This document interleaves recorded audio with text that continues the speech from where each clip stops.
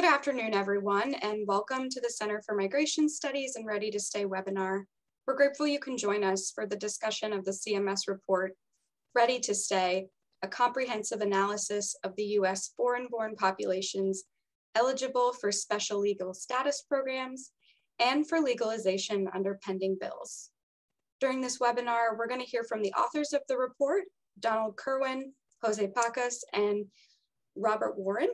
We're also going to hear from CMS's partners in the Ready to Stay Coalition, Angelica Salas, Executive Director of the Coalition for Humane Immigrant Rights, and Nicole Malacu, Executive Director of New Partnerships for New Americans. Without further ado, I'm going to turn it over to CMS Executive Director, Donald Kerwin. Thank you, Emma. And let me start by also thanking the Ready to Stay Coalition and the National Partnership for New Americans for their encouragement and collaboration and partnership in this work. Our goal was to produce a unique set of estimates of two broad groups of immigrants. The first consists of those that are prima facie eligible to legalize under pending legislation. And this group includes both those that would be eligible for a general legalization program.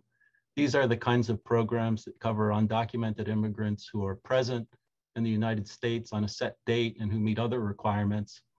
And it would cover those who are eligible for population-specific programs, such as essential workers, agricultural workers, persons with temporary protected status, or TPS, deferred and forced departure, or DED, and deferred action for childhood arrivals, which is known as DACA. Our second set of estimates covers persons eligible for existing administrative programs that provide temporary status. And we call these programs in the report special legal status programs, and they include programs like DACA and TPS. In a few cases, we also derived estimates of groups that would be covered by these administrative programs if they were extended to new populations, which we believe they should be. You can find a listing of the more than 40 programs and sets of estimates covered in this report and its appendix, and I would commend that to you because it's a very rich document, the appendix. We at CMS hope to keep producing new estimates as needed by community groups. The report also discusses lessons from preparing for and implementing past legalization and large-scale legal status programs. It's a really ambitious report, I've got to say, but it's kind of an executive summary for the massive amount of data that we've compiled on these populations. Our challenge is to make this data available in a way that respects people's privacy and ensures that it's properly used. At present, CMS shares its estimates of the undocumented and the eligible to naturalize through publicly accessible data tools. As part of this initiative, we've provided 3 online trainings in the use of this tool. We hope now to provide technical support to community groups and others that need geographically precise, timely, and extensive data on particular immigrant populations in order to serve them well or better. We see this data as a prerequisite to successful planning, preparation, and implementation of programs that serve and meet the needs of immigrants. The report makes a series of findings and recommendations, which we'll discuss later in our program. Our plan right now is to speak about the report and about related issues for about 45 minutes or so, and then we'll devote the remainder of our session to an exchange with all of you. So let me turn now to Nicole, the Executive Director of NPNA. And Nicole, maybe you can describe for our participants the Ready to Stay Coalition and how this report and the data in it fit into the important work that you're doing. Sure. Thank you so much, Don and CMS, for hosting and organizing today's report and our webinar. I'm Nicole Malacu, the Executive Director of NPNA. We are one of the organizations that's helping to co-chair Ready to Stay by way of our wonderful board chair, Angelica Salas, alongside Unidos US and Clinic. We at NPNA are a multiracial coalition of 43 of the nation's largest immigrant and refugee serving organizations, and our members were founded to implement a victory when we finally are able to achieve a path to citizenship for millions of immigrants. And so we do legal services rooted in advocacy and rooted in community power building. And so we are proud to partner with the Ready to Stay Coalition and our 18 coalition members to be prepared in the event of a major legislative or administrative shift that would bring about relief for millions of immigrants. The idea of Ready to Stay builds off of the Committee for Immigration Reform Implementation, or CIRI, going back to 2015, when DAPA, a deferred program for parents of DACA recipients, was on the table. The general idea is that we can work internally as a field to scale up capacity of legal services as we look at a potential surge in demand for legal services across the country. We know that the capacity right now does not exist to implement current programs such as DACA renewals, TPS. Currently, there are millions of people eligible for LRIF, and there are many things that we can implement now while we're awaiting long overdue legislation that would put millions of people on a path to achieve status in this country. Ready to Stay has been hard at work for the last almost year now together. We have 7 working groups that really have presence in almost every state across the country. Over 50 members have joined the coalition. And we really are collaborating to assess resources, develop community education tools, do capacity building training opportunities, and research, which is what we're doing here today to make sure that we really understand the populations that might be eligible for relief and begin planning for capacity accordingly. CMS has really anchored the research arm of Ready to Stay, which we're incredibly thankful for your leadership and for providing data for all of us as we look at ways that we may design outreach strategies, service delivery, and advocacy to understand the demographics of where we might have capacity gaps. The new report will really help us dive in deeper as we look at things including many kinds of relief that may be special populations might be eligible and for relief, including parole in place and other kinds of temporary relief that may currently be under consideration. And so our goal together is to really strengthen the field and build capacity so that we are amplifying our efforts together as one coalition. We look forward to the data that we're going to discuss together today and our work to really understand deeper the constituencies that might be eligible for relief under current proposals. So thank you for having us today and really eager to jump into this data. Thank you, Nicole. Appreciate it. So Jose and Bob did the hard work of actually deriving these estimates, and Bob's estimates on the undocumented, to be more precise, were the basis for Jose's work on eligibility for particular programs. So let me ask you first, Bob, to provide a brief overview of the CMS's methodology for deriving estimates of the undocumented. And then Jose, we'll turn to you to talk about the program estimates. And I hope that both of you will talk about some top-line findings as well. Thanks, Don. The information that we're showing today, our estimates of the undocumented population come from the American Community Survey, which is a very large survey conducted each year by the Census Bureau. I think it might be the largest survey in the world. It has about 3 million households, which is about 1% of the US population. The survey collects very detailed information. In fact, the ACS questionnaire is the so-called long form that was used in the 2000 census. It's very detailed and collects a lot of information on every household. We use the data from the ACS actually for 2 purposes. We make detailed estimates of the undocumented population and produce a report every year on changes in the population from year to year. And we also use the data for this type of report that we're releasing today.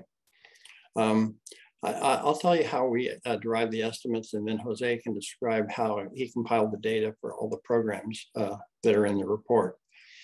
Essentially, we use 3 questions from the ACS to make our estimates: country of birth, citizenship, and year of immigration. So that information lets us compile data for all of the non-citizens that arrived after 1982. All of the undocumented population are in there. They all arrived after 1982, and obviously they're all non-citizens.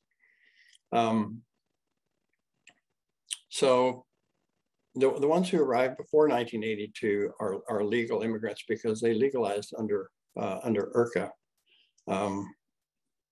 I was kind of in charge of the office that estimated how many people might come forward for IRCA, and we estimated the number pretty carefully, but we were terrified that 3 or 4 million more would come forward than we expected. But luckily, we were able to do a pretty good job of it. Okay, so we pick out all the non-citizens that arrived after 1982. And next, we examine the data and remove anybody that's likely to be a legal resident. For example, people on Medicare, military personnel, government employees, people who are in occupations like being judge or air traffic control, and so forth. So that gets us down to about 12 million potential undocumented immigrants. We have another step that's explained in the report, and I'll tackle that if anybody has a question on it, but otherwise I'll just send you to the report for that step. And our final step is to make an adjustment for undercount in the ACS. And in 2019, we arrived at a total population of about 10.3 million. By the way, the population has dropped by about 1.4 million since 2010. And the undocumented population from Mexico has dropped by about 1.9 million. Many more undocumented immigrants are returning to Mexico than are arriving every year. Now, one thing to remember, and this relates to what Jose will describe also, is that when we finish deriving our estimates, we end up with all of the detail that's collected in the American Community Survey. That's what allows us to compile data in such real, I think, pretty amazing detail. And as Don said, we make sure that everything is completely confidential, that there's no chance of identifying anybody. So before I turn it over to Jose, I'd like to tell you about what I see as a couple of the main findings, things that really stood out for me. And first, I'm still amazed that we have so much information about the undocumented population. During the last big legislation effort back in 2013, we had very little information. We actually just knew the total population and the number in each state, and that's it. We had no characteristics whatsoever. So as you look at this report, you'll just see that it's amazing how much information we have and what fine detail we can compile the data in. The second major finding from my point of view is, and we've shown this in other reports, is how important education and the ability to speak English are.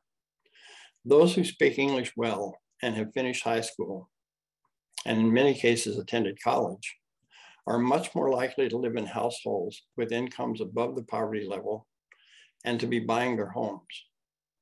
In fact, it might surprise you to learn that 1/3 of all undocumented residents have attended college. At the other end of the spectrum, 40% have not finished high school. So that shows you the great diversity of this population, which I think we've captured in these estimates. And I think with that, I'll just turn things over to Jose, and I'd be glad to answer any questions. Thank you.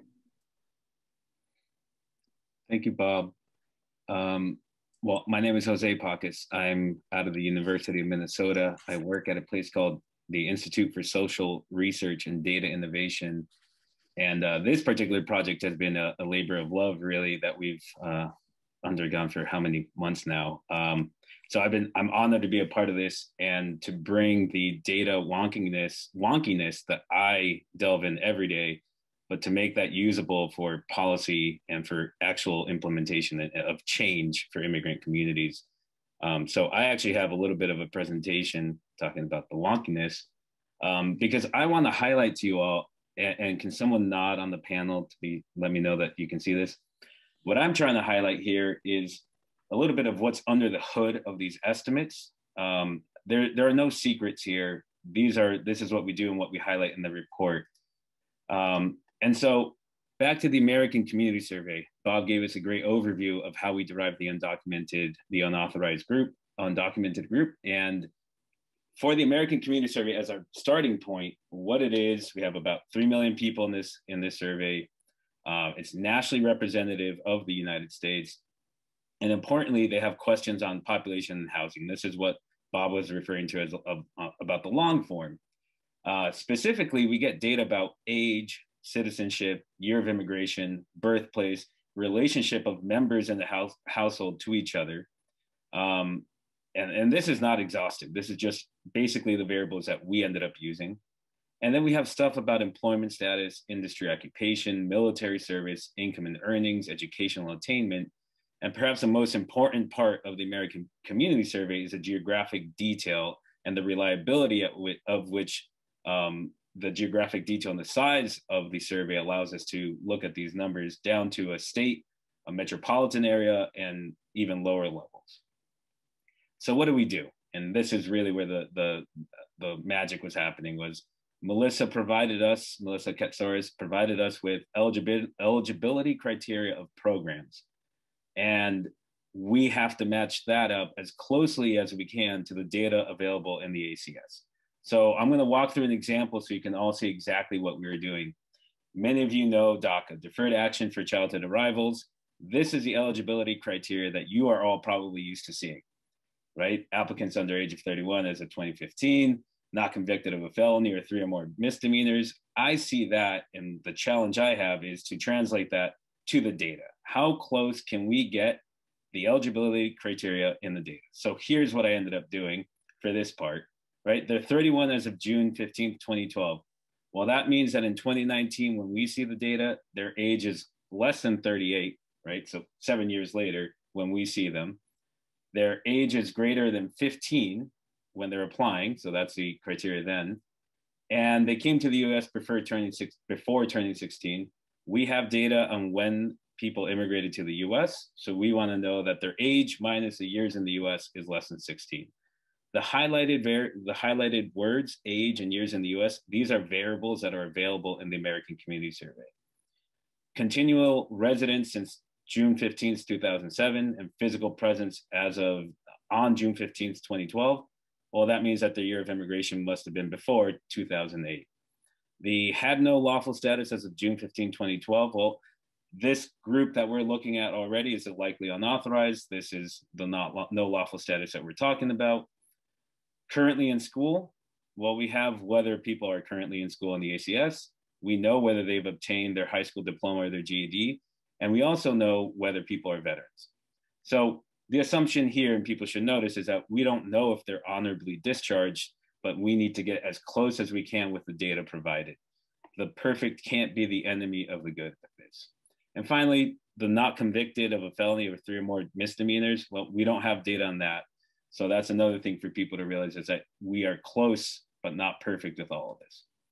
So with that, what have we learned from the data? At least my top line findings tend not to be as much into the different programs, but rather how I see this tool being usable and useful to the groups that are here today. So first, there's a huge overlap across the different programs. We don't have a tally of how many groups are overlapping for each different programs, but we could find that number out. But just knowing that there's a lot of overlap is a key thing. Second, we have great detail on the geographic distribution and the size of the population. That's what the American Community Survey allows us to do. So for example, this is a table from the report, right? This is looking at original DACA. First to notice is that we can give you the total, but we can also tell you where these people are across and what states they're in. And you can also see that there's a lot of distribution around the different variables or characteristics about them. But the key thing from here is the location. And here's another example from the paper, is that we can also talk about the Citizenship for Essential Workers Act And we can break that down by the top 20 metro areas. I only listed a few here so you could all see it. But this is a power of the geographic detail of the American Community Survey. And finally, one of the key things is that we see that there's a lot of difference in the length of residency, education, socioeconomic attainment, English language proficiency, which is pushing for distinct preparedness and implementation of strategy for each of these populations. What that means for me from the data perspective is that there's just so much data that we have, and back to what Bob was saying, that each program is going to give you a little different characteristics for people that are eligible for that program. So an example here, these are the DED numbers. For Venezuela, you can see that very low percent of them have been in the US 15 years or more. Whereas the original DACA program, a majority of them have been here for 15 years or more. And if you look all the way to the right, you can look at the own or buy a home or are buying a home. You can see that the Hong Kong DED has high levels of home ownership, whereas the Venezuela DED has low levels, right? You can look at this in many different ways, but the big takeaway for me is that the census data that we have available to us are a reliable and invaluable tool for the work that we end up doing. And so with that, I will kick it off to Don. Thank you, Jose, and thank you for all your great work on this report. And thanks too for acknowledging Melissa, who did terrific work in terms of the particular programs and analyzing the particular programs. Angelica, I'd like to turn to you now, and maybe you could speak on the lessons of some of the past legalization programs. I know you've been doing this work for a while, not as long as I have, but for a while nonetheless. And also, you're very attuned to what's going on in Congress and the advocacy around these issues. And maybe you could speak too on the current play of legislation and what's happening on Capitol Hill. Certainly, and it's a pleasure to be here with all of you. Good morning, my name is Angelica Salas. I'm the Executive Director of CHIRLA, the Coalition for Humane Immigrant Rights, and also the co-chair of the National Partnership for New Americans. Very involved, of course, in the Ready to Stay Coalition. My organization was actually founded 35 years ago to support the implementation of the Immigration Reform and Control Act that provided legalization and access to permanent residency for 2.7 million individuals that lived in the United States undocumented. There were two ways to qualify for legalization under IRCA.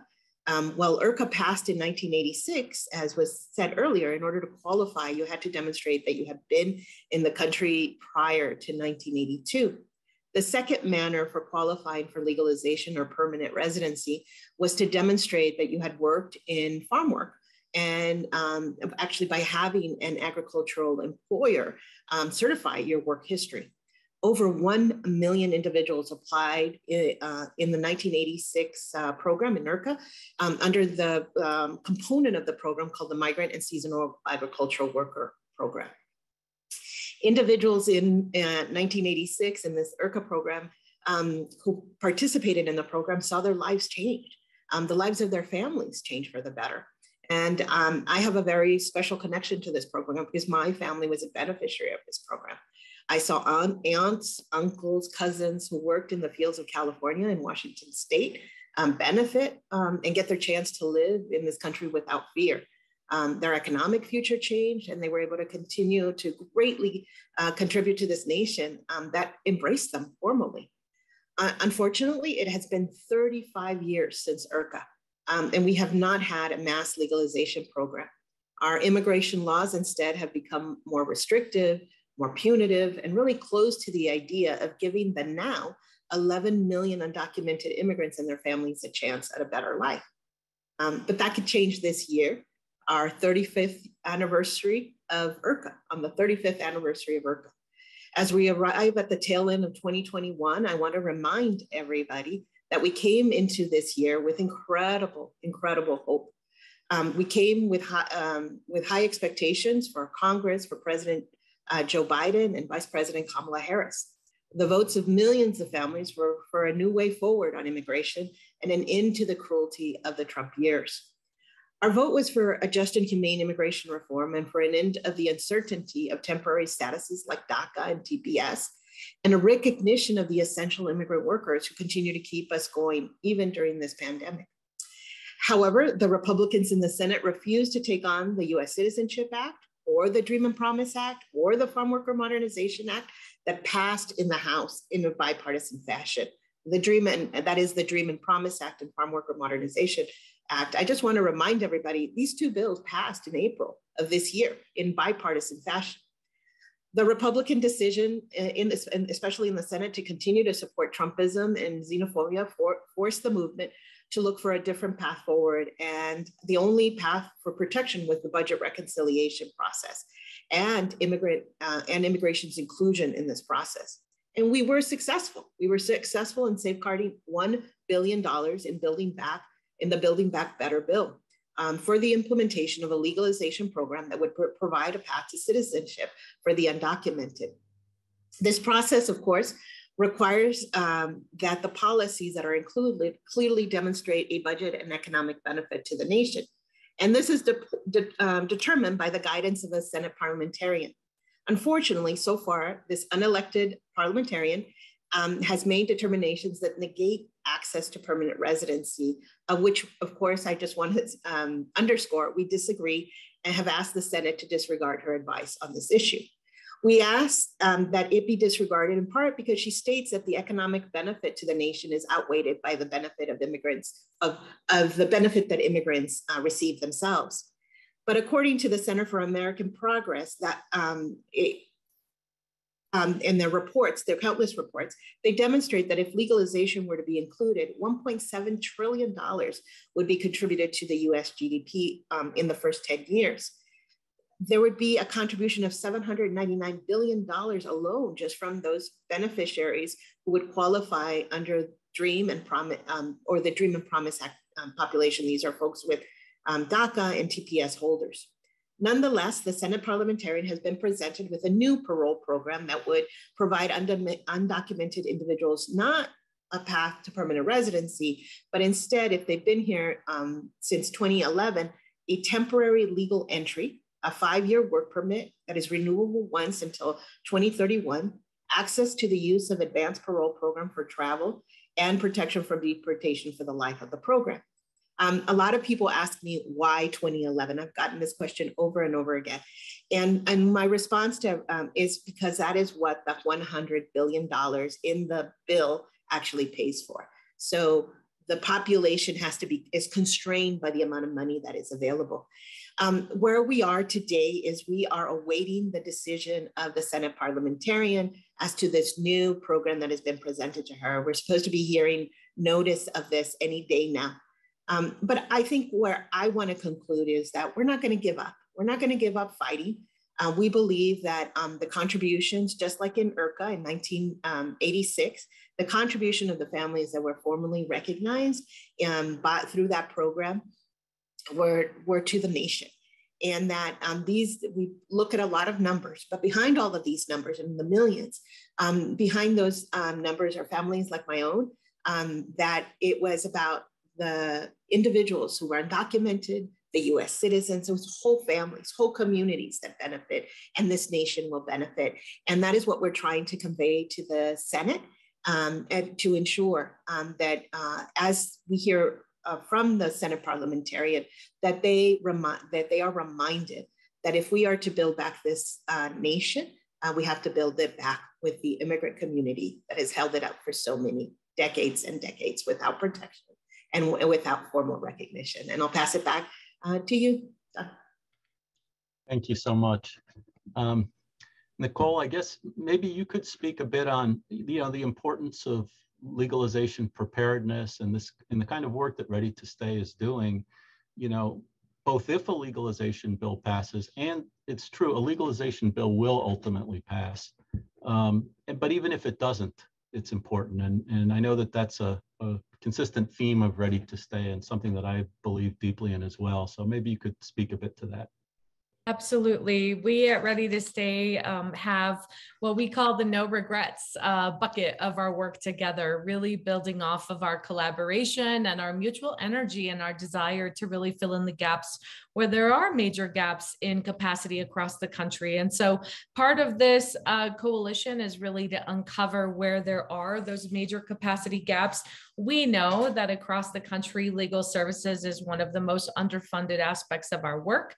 The work was greatly harmed under the Trump administration during that time when people were constantly managing crisis and defense mechanisms to keep people out of harm's way from deportation, and exasperated by the COVID crisis, where many folks had to pivot to complete digital programs over the last 2 years. And so we heard loud and clear from many legal service providers that this is the time to rebuild up internal capacity of each of our organizations and as an entire field as we're looking to the future of implementing a potential surge. We know that these organizations are often overtaxed and under-resourced. And so role number one is to figure out where those gaps are and for us to be able to work together to address some of those gaps. And so Ready to Stay has an answer to that through our training and capacity building. I think one of the areas of doubling down is once again encouraging organizations to pursue DOJ accreditation under the new administration. Many folks who are navigators took a step back from this work to meet crisis response of COVID relief efforts. And now it's time to retrain our implementation corps, if you will, across the country to be able to be prepared and to pivot back to legal services. We know that regardless of whatever happens in Congress, part of our work is to protect families and especially from unscrupulous providers. So even with the news and the media around potential legalization on the horizon, many people will be looking for resources and for information. And our job as Ready to Stay is to have that information. There is a website, readytostay.org,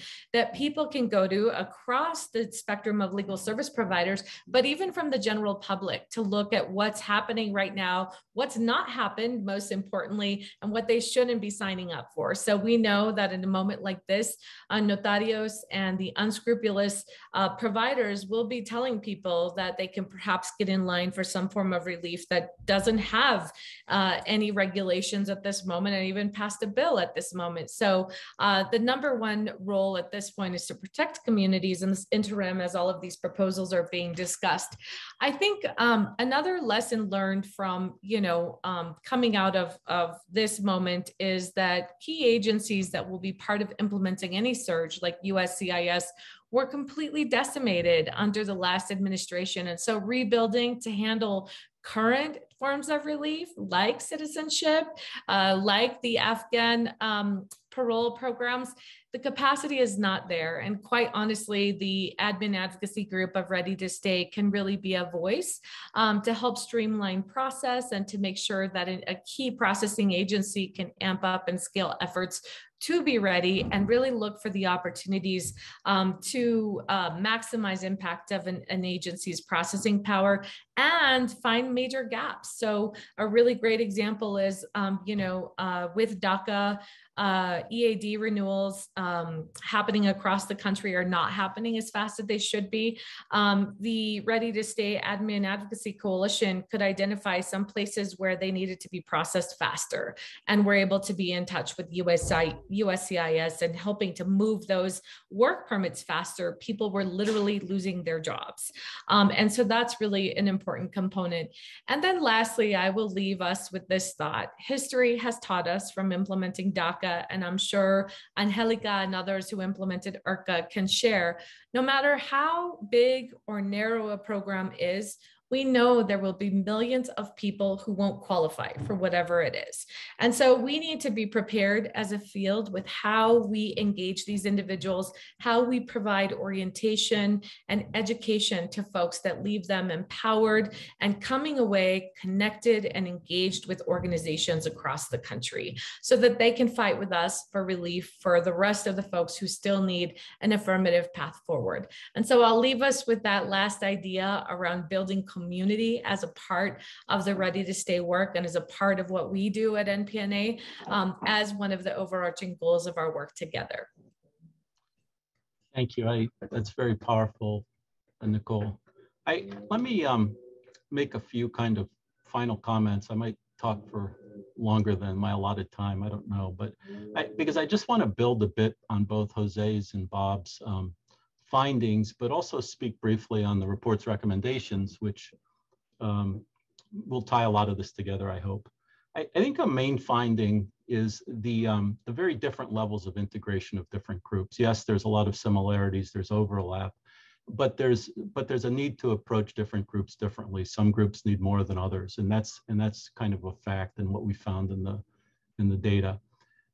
Another finding is the large, and I'd say the disproportionately large number of immigrant essential workers and their family members. This was known beforehand, but it's really, it was striking for all three of us to look at this and to realize just how extensive and how important these workers are to the United States, particularly at this time. To me, this information, makes the case for a legalization program even more compelling than it was before. And it definitely was, it's been compelling for a long, long time now, as does the long tenure of most undocumented workers, which I think is extraordinarily important. Bob's data shows that 42.5% have lived now in the United States for 15 years or more. And almost 60%, 58% have lived in the United States for 10 years or more. If you look at the percentages of, for example, TPS and DACA recipients that have lived in the US for more than 10 or 15 years, they're way higher than that. I mean, they're significantly higher than that.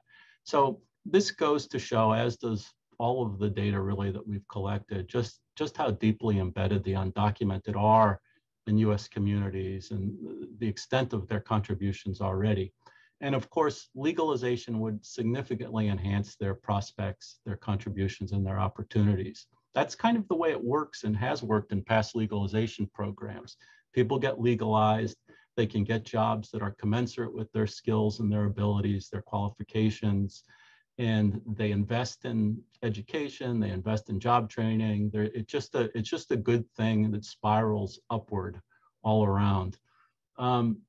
Those are kind of the broad findings, I guess, but the whole purpose of this project is to answer the very specific data needs of, by geography, by population, by characteristics that people have of groups, particularly from groups that work with immigrants.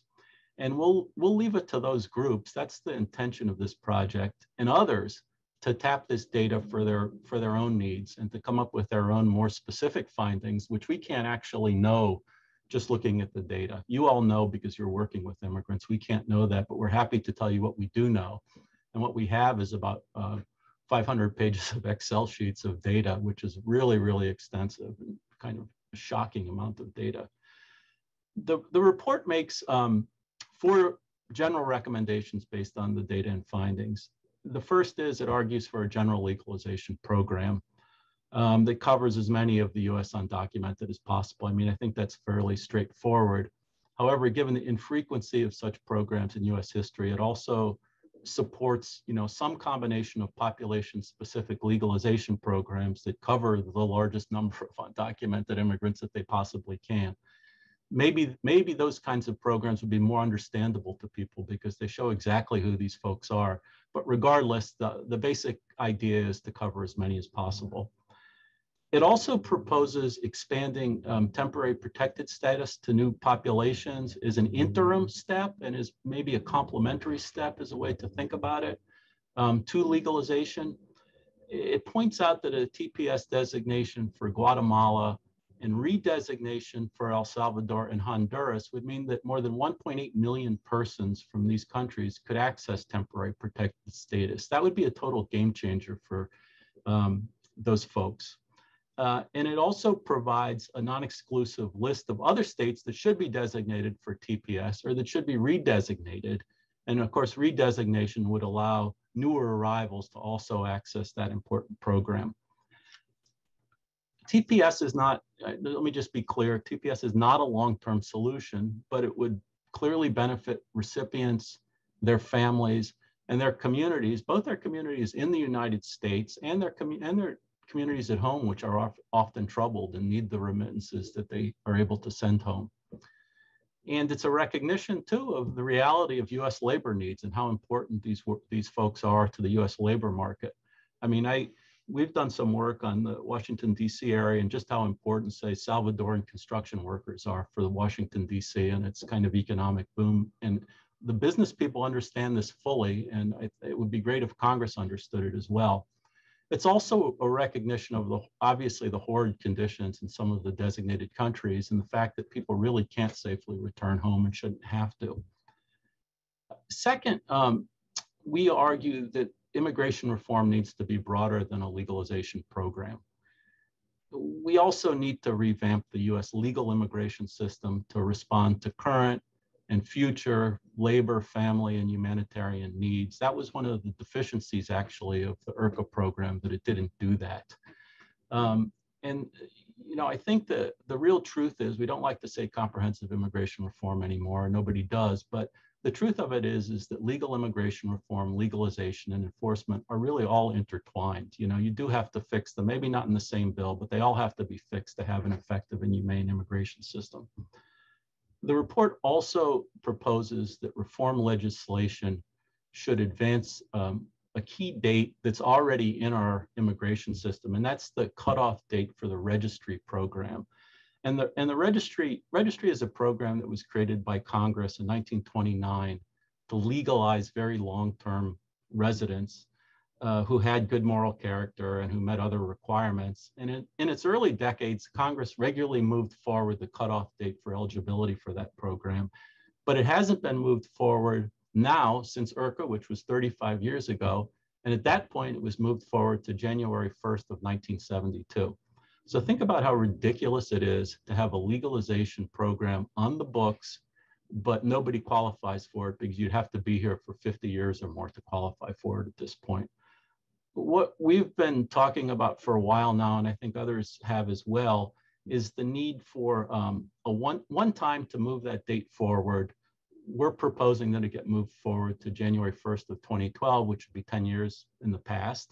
It would cover 60% or 58% of those that are undocumented now, and that the legislation should provide that this date will advance on a rolling basis year by year moving into the future. So it's a rolling registry program. And what that would do is it would depoliticize an issue that should never have been politicized to start with, which is, very long-term undocumented residents in the United States that are contributing, embedded, members of families, working, all of those things that we know about. Our third recommendation is speaks to how Congress and the administration should structure and fund these programs. And in particular, the federal government, and Nicole mentioned this, they need to build the capacity to accommodate the surge in applicants and I guess rebuild the capacity and then build it up even more that would result from a legalization program. I mean, you can't get, say, 8 million applications per year to USCIS and see them struggling as they are. And then on top of that, add, several million more without a plan to accommodate that. And there needs to be a plan. And any program should also offer an extended application period, a very extended application period, so people have the time to come forward and this program can be properly implemented. And it has to generously fund the community-based organizations and the state and local governments that are actually going to be at the heart of this program and implementation of the program. The fourth recommendation, and it's the last, and these are all big recommendations, of course, concerns how local communities should prepare to implement large-scale legalization programs. And the Committee on Immigration Reform Implementation, Charles Kamasaki and others did really important work on this several years ago as well. Our report draws very heavily on the experience of implementing both the IRCA program, the general legalization and population-specific programs during IRCA, and the DACA program more recently.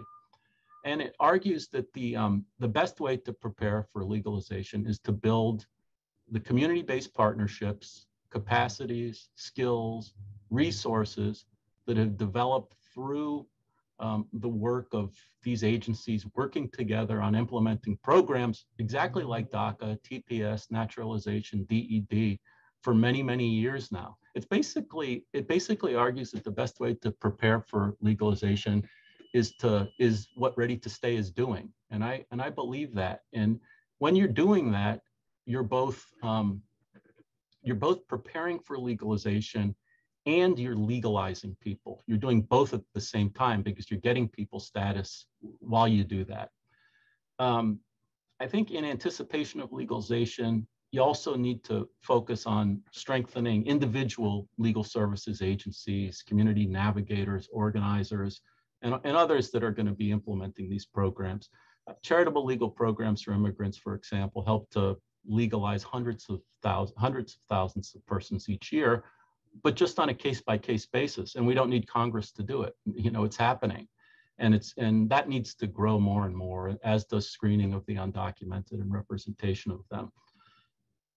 If that work continues and expands, then that would be a great way to prepare for the next large-scale special legalization program.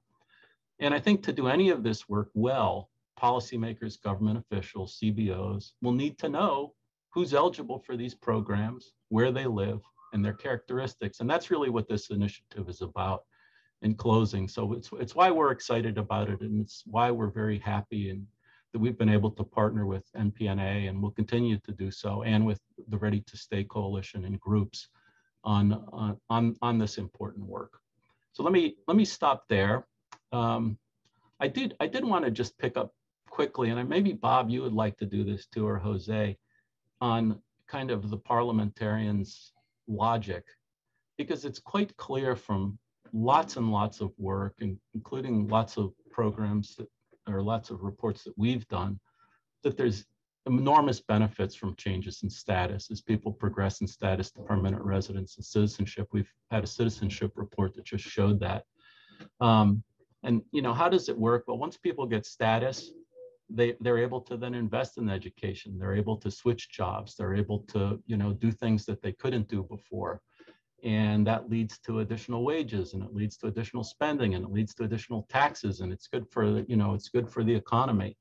So it's, you know, it's quite clear that legalization has, you know, profound impacts of all kinds on people that are affected, their families, and their communities. To me, that's not even a close call, or something that you can dispute at this point. I don't know, Bob, do you want to talk about some of the wage premium stuff that we've seen, or is it so clear that we don't really need to do that?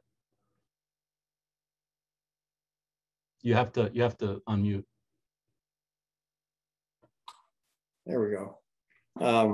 As you mentioned, we've done reports showing the gains in household income and various other, you know, economic gain from moving from one status to another. As people go from undocumented to LPR to naturalized, it's clear and it's significant what an improvement that makes. A long time ago, when I was the head of statistics in INS, we were preparing for IRCA, and our office thought it was a really good idea to have a couple of pages of questions about their economic status, what they were doing, and so that down the road we could see what an improvement that made. Well, the agency said, no, we're not going to do that. So we didn't do that, but there was we were able to get a survey of people who legalized under IRCA over the next few years, and that survey showed important gains in their employment and their household income. One of the things that happens is when you don't have status, a lot of people don't work in the jobs that they're qualified for. They take a lesser job, and legal status or becoming a citizen really allows you to reach your full potential. And I think that's one of the most important things about improving your status. And you know, I'd also like to make the point that these things are a huge gain. They're a benefit for the country. I mean, when people make more money, they pay more taxes. You know, it's just, it's kind of idiotic to me that we don't just go ahead and do these things. Sorry, I got a little carried away there, but you know, it's all true. Thanks, Bob. Before we go to questions, any final comments from others or things that have been said that you'd like to comment on or build on? I would just briefly chime in, Don. One of the highlights of the data points that Jose brought up were educational attainment and English acquisition for sort of the generations. And I think that's an important part of this conversation is while we are waiting for this major legislative breakthrough or executive action, the long-term work of building inclusion strategy, always a pillar of that is English acquisition and educational attainment. I feel like that work and that data should inform how people fund and how they think of equity and inclusion strategy. Yeah. And I just really want to highlight the multiplier effect of the benefit, both in terms of the individuals and the families, but also the communities. And so you give status to one person, but that status, the new ability to advance, supports the children, supports the communities they live in. And so I think it's a ripple of effective benefit. And that's why I truly believe that immigration has to be part of any Build Back Better agenda for this country. Immigrants supported us during these really difficult times. Many lost their lives in supporting this country. And I think it is what's right, but it's what's right economically. And I just really want to say thank you from an organization that works on the ground supporting immigrants. This data it allows us to really target where we're doing education and outreach, ensure that we connect individuals to the services that are available to them. So I just really want to say there's a lot of those 500 pages of Excel sheets are useful to all of us in doing our work better for our community. Thank goodness. Yeah, I think I just wanted to say too, like what the report does is it does talk about the benefits of a legalization program, but it also thinks about that from the perspective of people now being freed from something that's extremely negative, which is kind of the risks and the cruelties and the stresses that are caused by kind of an enforcement system that is always around risking dividing families and the like. So, I mean, it's both angles. It's the first, people being able to invest in themselves, live up to their potential, and then it's being free from a situation that shouldn't exist because there ought to have been a legalization program a long time ago to put people beyond that reality. Okay, should we go to questions here? So it looks like we have a couple of technical questions. The decennial census excluded the citizenship question, but the ACS includes it. I guess that's just a statement. Question, I thought that the recent census excluded the status of citizenship. Would you please comment? Okay, yeah, the ACS has included question on citizenship, and I'm not really an expert on this, and Jose may know a lot more about this than I do, but I believe that all of the federal programs that use information on citizenship, that all their requirements are covered by the data collected in the American Community Survey. And I don't know of any reason, I haven't read any reasons why citizenship should be added to the census. Well, to comment on the citizenship question, right? They wanted to include the citizenship question on the short form of the census, and that did not happen. But from a perspective of data that we're seeing in the American Community Survey, which is the long form, that's always had a citizenship question, but it's never asked whether you're undocumented or not. However, the sort of chilling effect of that potential of the citizenship question does have an effect on the response rates that we will see in the American Community Survey. We're still waiting to see the 2020 data and what that's done, but for many other reasons, including the pandemic and lower response rates to the survey, it's still unclear how reliable the data will be from the 2020 ACS.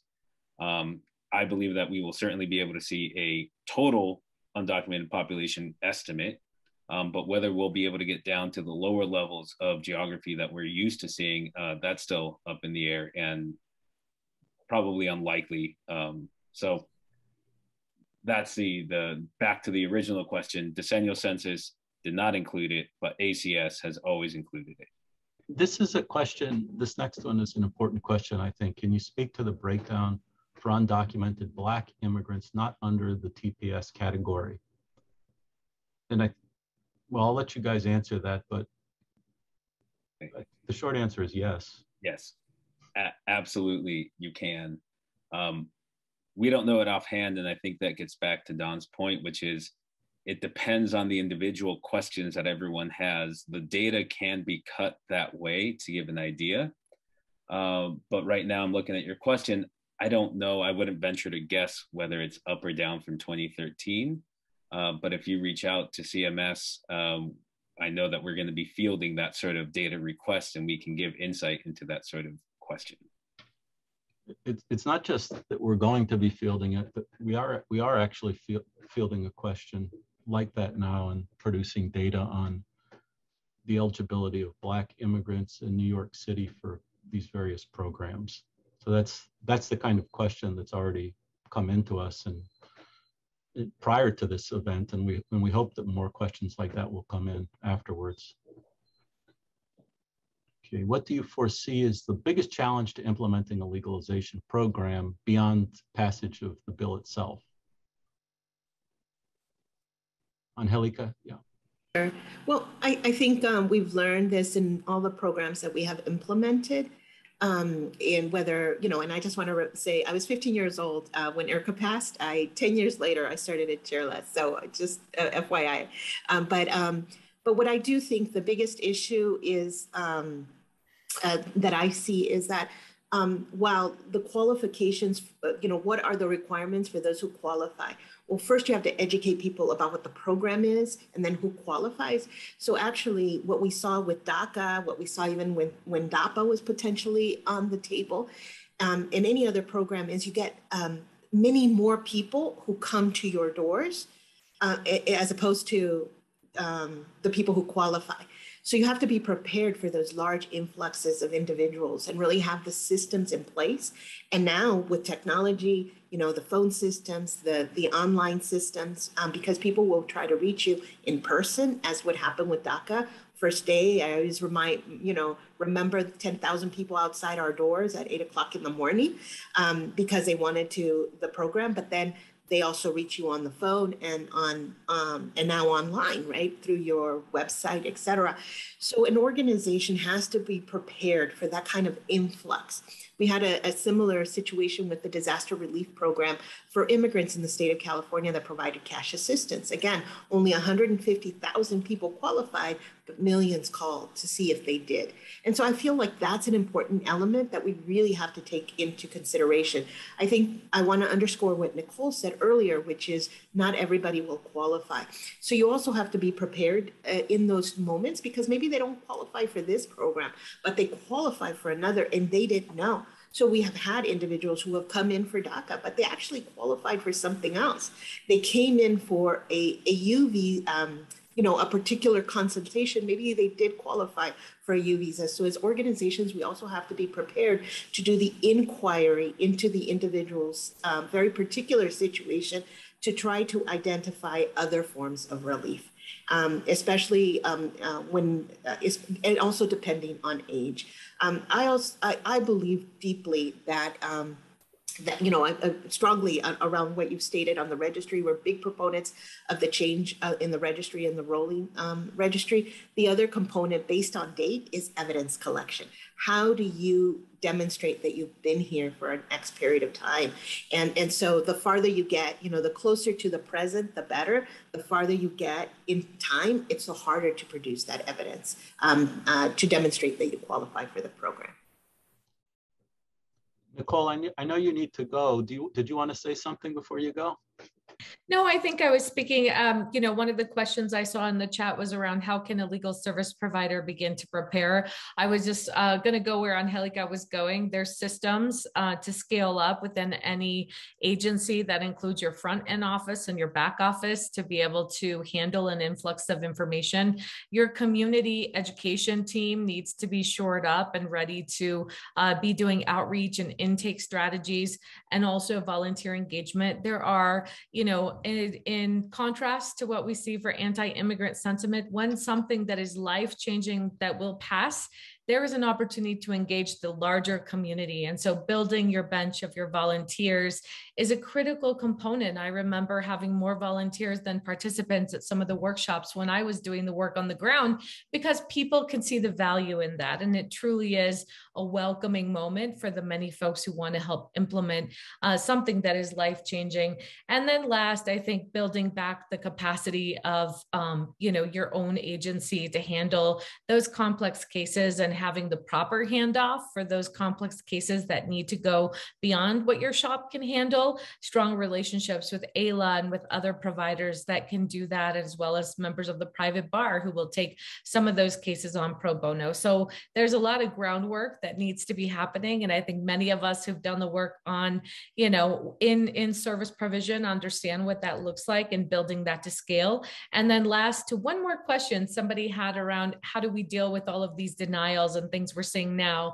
This is where our service to organizing to advocacy chops come in, is that we can start to identify where these constant denials are coming from and figure out how to best communicate those with USCIS and figure out what might be happening there that could be streamlined, could be improved, or could be an advocacy point that we can put our collective power behind. Thank you. And thanks for joining us. Bye. Yeah, I think it's a super important point, Angelica, which we should stress, that the work of community groups is not just or mostly about application assistance. You know, most people at the end of the day, they're going to self-file or they're going to go elsewhere. But this kind of public education and information role is like extraordinarily important too. And the funding actually needs to reflect all of that. It needs to reflect all of that work. It's not just about the number of applications that you'll be submitting. Yeah, and this is an incredible opportunity to partner with local government and with state government, regional, you know, I would say regional governments as well. What we saw with DACA is that we had to have strong partnerships with the school districts, because they were the main providers of evidence for these young people to actually qualify. Strong relationships with your consulates. And these are things you can already begin to do. And I think it's important for us to understand that even when, and I say when an immigration bill passes, that we also understand that the advocacy is not done yet, that we have to be very clear and work directly with the Department of Homeland Security, USCIS, in terms of how it's going to be implemented. And that's where many times you can make a huge difference as to whether or not a process is going to be onerous or if it's going to be streamlined to allow for that, for the ability for the most people to qualify as possible. Mm-hmm. Yeah, absolutely. That's where the rubber meets the road.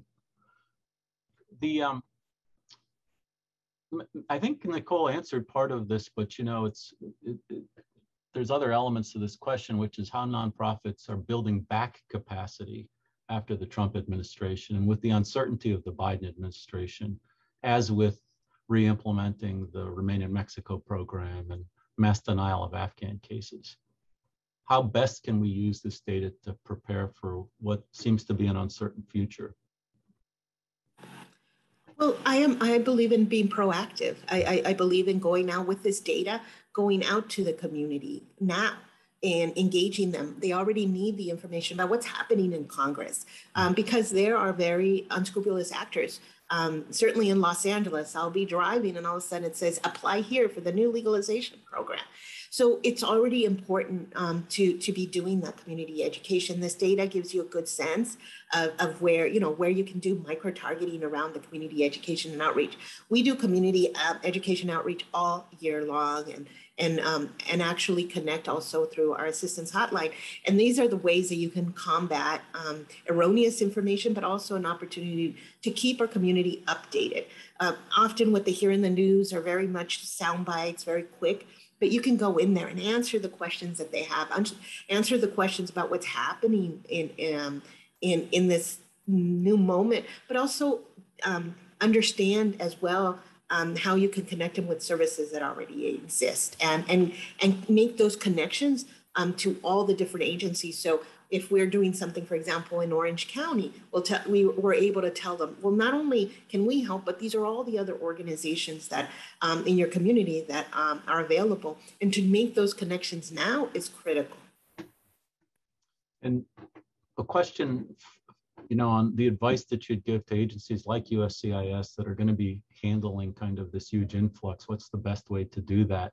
How do you accommodate that after passage of a legalization bill without furthering existing backlogs? I mean, there have been strategies in the past, like IRCA did it in a particular way, although I'm not sure that that's the best way to do it now. But I mean, obviously it requires a lot of funding and a lot of planning, but and it can't be kind of a pay-as-you-go program. I mean, there needs to be investment in the program, appropriated monies, otherwise it's just going to compound the backlog. But any advice to USCIS in kind of anticipating something like this? I would say others could weigh in, but the good news is that's why it's in the budget reconciliation bill. There's $100 billion to implement this program. The money is there, and many of us, certainly through a National Partnership for New Americans, but many organizations have been working very hard to expand the appropriations to USCIS in order to build out the human resources necessary for implementation. And then we also have, I think, to the broader, to Congress, to the president, this is where you get to actually move money from enforcement into an incredible moment for this nation to move millions and millions of people into formal recognition in the country. And so I think that that's the other thing that we don't, that we have to embrace and connect. But we have been doing a lot of work because we also believe that you can't put these programs in the payment on the backs of the fees from immigrants. And so that has to change. I think we have to change that with USCIS, that Congress should be appropriating to this agency. Yeah, it's an investment in the country. It's not all about the immigrants paying for some service. It's a much larger vision that ought to guide this. We don't have further questions. I don't know if people want to make final comments or not. We don't have to if you don't want to, but it's been a really rich discussion so far. Nice to have you all with us. And Bob, Jose. Yeah, I jump into, I'm a data person. I sit in front of the computer and I look at data all day and I estimate the number of people that might be affected by a program. But to me, what's important about this work is that it's bringing the human aspect to it. And that if this can inform, and even at least in my view, if this can help better the lives of one unauthorized immigrant, just finding how many people can actually come out of the shadows, that is an important accomplishment. And it's very gratifying and refreshing to tie the data to the human part. So thank you for letting me participate in that process. Bob, no? I can't possibly express it any better than Jose just did. I endorse that totally. I think it's why we call it human-centered research. I mean, really take that seriously. You start with the needs of affected populations and you build out from there. And I feel like that's really what we're trying to do, and particularly with a study like this one. Okay, Angelica, any final words? Well, I just, one data point that I love is just how long our families have been here. And I just really, they are your neighbors. They play with your kids. They've grown up with your kids. You know, these are all of these folks are so rooted in our communities. This is home. And so I just really want to emphasize how important these data points are to show that it is time to be, you know, for that reality of rootedness to be formalized in a legalization program. I'm very hopeful. I'm hopeful because there are a lot of courageous immigrants who get up every day, go to work, contribute to this nation, but then also contribute by being active in the fight for immigration reform and for justice in this country. And I also believe deeply in the recommendations. It's not just about a legalization program. It's about reforming our immigration system so it's more humane, it's more modern. And that's what we're fighting for too. So this is a point in time in our fight for justice. And I'm hopeful that millions of people and their families could have a better day. Yes, I think that's a good note to end on. And just thanks to you, Angelica, and all of the Ready to Stay groups and the others that are working really hard to take data like this and otherwise to make this vision a reality. So thanks very much. And thank you. And it's a great contribution you're making. Okay, I think that'll be it for today. And thank you everybody for joining us. Please be in touch.